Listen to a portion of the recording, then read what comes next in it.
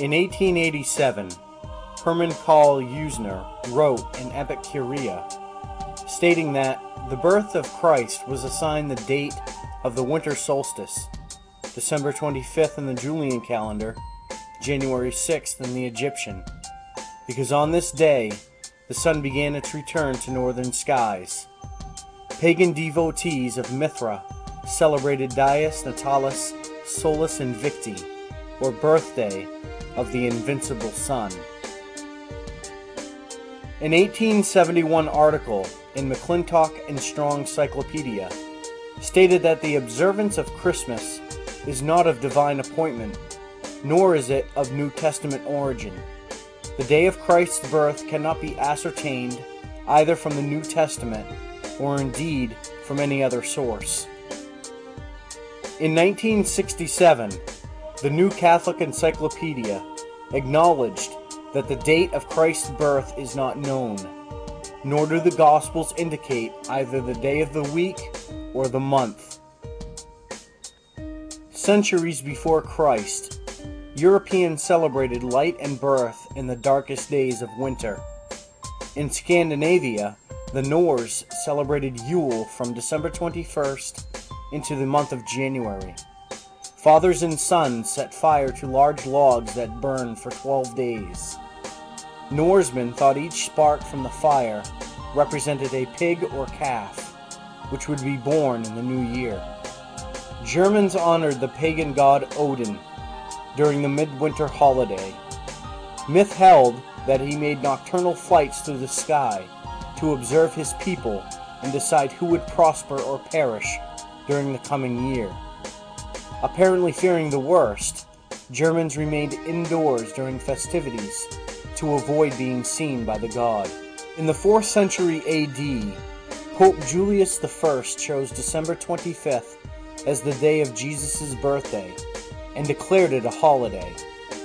First called Feast of the Nativity, Christmas spread to Egypt by 432 AD, to England by the 6th century, and to Scandinavia by the end of the 8th century.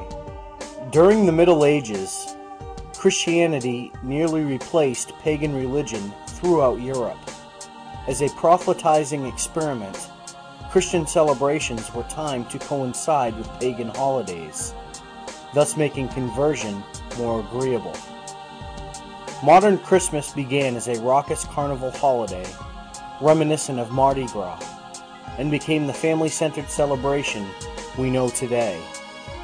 This transformation from raucous to respectable began in the 19th century when Washington Irving published the Sketchbook of Geoffrey Crayon, which effectively invented Christmas as a time of celebrating the gift of children.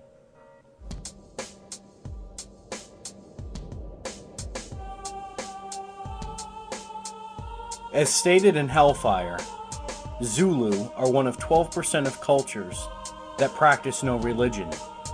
Since they nevertheless have a sense of right and wrong, they exemplified de Waal's claim that moral sentiment is instinctual in social species. Plainly, we do not need religion to give us a sense of right and wrong, because that sense comes built in.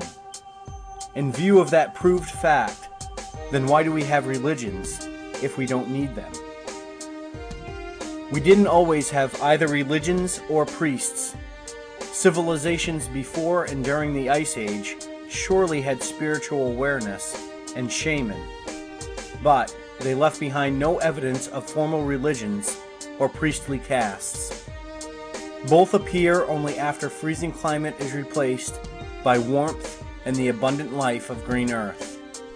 With advent of summertime and the living is easy, priests appropriated secular festivals and took advantage of verbally less skilled peoples in order to secure and preserve their own privileges, as illustrated in ancient Egyptian festivals.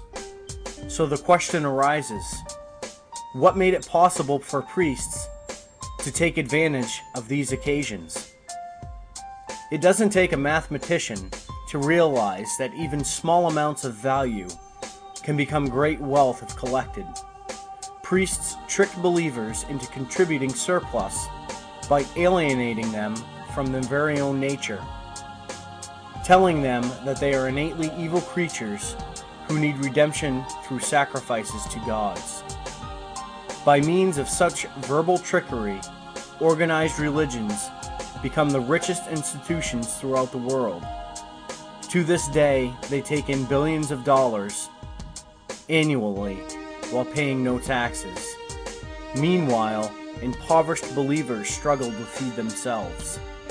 From the comfort of colleges and universities, financed by rich parents, we argue that this corrupt social system was justified because, without concentrating modest abundance into wealth, priests could not have afforded to create artifacts of high culture, just as Ice Age shaman had not. However, early technology of modest abundance has been replaced by modern technology of so much abundance that laymen, not priests, now create virtually, if not actually, all high cultural artifacts. Laymen are now the world's artists. Isn't that surprising? Because talent of any kind cannot survive the rigid, changeless regulation by which priests pursue, acquire, preserve, and expand power through centuries. Just as religion transformed vibrant community celebrations into lifeless rituals transformed priests from communal symbionts into social parasites. In the end, the answer is that we have religions, even though we don't need them, because we have religions. Impotent and mindless existence has become its own justification.